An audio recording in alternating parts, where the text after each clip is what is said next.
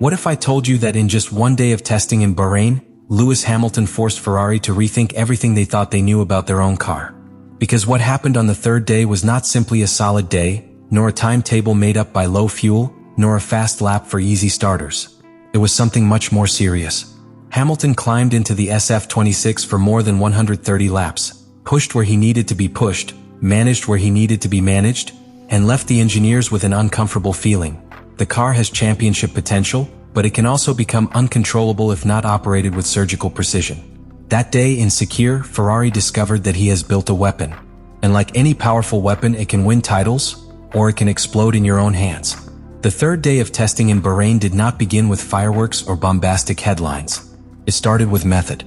Ferrari had an extremely clear plan: give Lewis Hamilton full time at the wheel of the SF26, replicate the work structure previously used with Charles Leclerc, and close the first test block with a solid correlation map between simulator and track.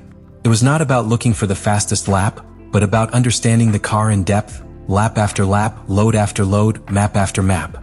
From the outside, the summary seemed almost routine: more than 130 to 150 accumulated laps, a constant presence at the top of the timetable, and a red flag in the final minutes due to a mechanical breakdown.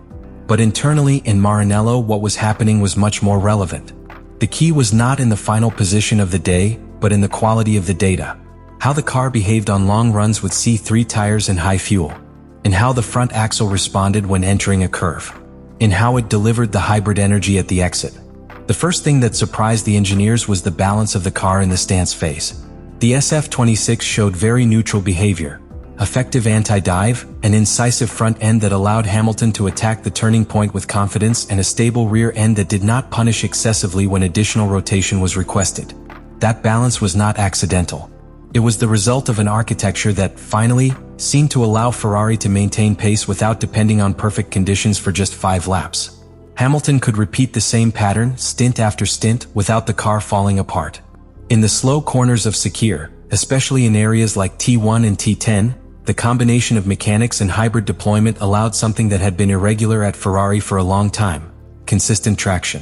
It wasn't just explosive, it was repeatable. And that completely changes the reading of a car. A car that gives you a good lap can be exciting. One that gives you 20 solid laps with flat degradation begins to scare rivals. In the third day's data, the C3's degradation was more contained than many within the team expected under high fuel load. That's where the internal murmur began. Hamilton didn't just spin. He pushed the car to its limits in a controlled manner. He adjusted maps, tested more aggressive inputs in braking, modified lifting patterns before the apex. And each variation generated valuable information. For the performance department, this was decisive. The reading came not only from sensors and cold telemetry, but from a driver who knows exactly when a car is in its optimal window and when it starts to go outside of it. That type of feedback accelerates development more than any simulation. However, as the day progressed and optimism grew, warning signs also began to appear. Because the same car that showed a very high performance ceiling began to reveal an uncomfortable characteristic. Its operating window was narrow. When tire temperatures and power management were just right, the SF26 seemed almost easy to drive. But when they were moved a few degrees or the sequence of energy delivery during braking was altered, the balance was no longer neutral and became more nervous. It was not uncontrollable, but it was demanding. The red flag at the end of the day changed the tone. Officially, there was talk of a mechanical breakdown. Internally, the correlation between the new engine concept, the retention electronics, and the aerodynamic load in certain braking phases began to be analyzed. Engine braking and hybrid power management, when pushed repeatedly in the same aggressive pattern, could be pushing components into a stress zone that had not been as evident in simulation. That detail was what transformed the initial euphoria into technical tension. And here's the crux of Act 1. Ferrari discovered, thanks to Hamilton, that it doesn't have a mediocre car that needs to be rebuilt from scratch. It has something much more complex. He has a car with the material to fight at the top, with real pace in long runs, with solid balance and powerful traction. But it also has a package that demands surgical precision in its exploitation. It's not enough to be fast. It must be understandable, repeatable, and reliable over an entire weekend. The third day in Bahrain was, therefore, a brutal X-ray of the SF26. Hamilton didn't just confirm the potential. He exposed his limits. And in that process, he left the engineers with a clear feeling. The title does not depend solely on the speed of the car, but on the team's ability to keep it within its sweet zone during each session, each qualifying and each race. The SF26 is not a forgiving car. It is not a car that allows you to improvise during a weekend. What became clear after more than 130 accumulated laps is that the operating window is extremely narrow. When the tire temperature, energy management, and engine map are aligned, the car flows. Support is neutral, traction is clean, and the pace is sustained without abrupt drops. But when one of those factors shifts even slightly, behavior changes abruptly. The balance stops being docile and begins to demand absolute precision. The greatest focus of concern appeared in the management of the engine brake and hybrid energy in final braking phases.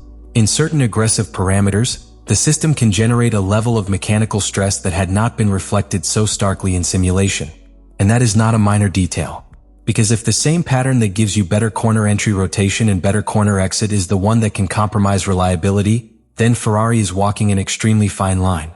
The red flag at the end wasn't just an interruption. It was a sign. Officially, there was talk of a mechanical failure under investigation, but internally the correlation between aerodynamic load, electronic retention, and repetitive demand in key braking at Secure began to be analyzed. The pattern was clear. The more you pushed the car into its magic zone, the closer you got to pushing components to their limits. That is the paradox of SF26. This is where Hamilton's feedback becomes decisive again. Because he didn't just point out that the car was fast. He precisely identified where the car becomes delicate and under what sequences the system begins to strain. And that forces the team to do something more complex than simply bringing improvements. It forces them to design extremely clear procedures for each weekend. How to warm up tires without leaving the ideal range, what sequence of maps to use when exiting corners, what lifting pattern before the apex maintains stability without overloading the system. The risk is no longer a lack of performance. The risk is self-boycott. Having a potentially dominant car that falls apart due to operational complexity, overly ambitious setup decisions, or poorly calibrated energy management. In previous years, Ferrari suffered from not having enough pace. Now the threat is different. Having too much poorly managed potential. And this point is key to understanding the emotional state within Maranello after the third day. They went from the initial euphoria, we have a car to fight, to an almost obsessive technical tension. We must learn to use it without breaking it. That transition is the real surprise that Hamilton caused. Because by squeezing the car from the start, he advanced the discovery schedule. It showed both the summit and the precipice in a single day. Additionally, the team already has an update roadmap in place that fits exactly with what Day 3 revealed. A more refined floor, structural adjustments that reduce aerodynamic interference, and a new chassis approach to remove kilos. But these improvements will be of no use if energy management and the operational window are not expanded. It's not just about adding load or reducing weight. It's about making the car more forgiving without losing its competitive edge. The package of updates planned between Bahrain and the start of the season with more refined soil, structural adjustments, and weight reduction now takes on a much clearer strategic meaning. It's not just about gaining downforce or efficiency, it is about reinforcing exactly the areas where the car is already strong. Support at medium-high speed and traction under high fuel. And at the same time, deactivate that ticking time bomb that represents aggressiveness in engine braking and energy management. Ferrari now has two certainties.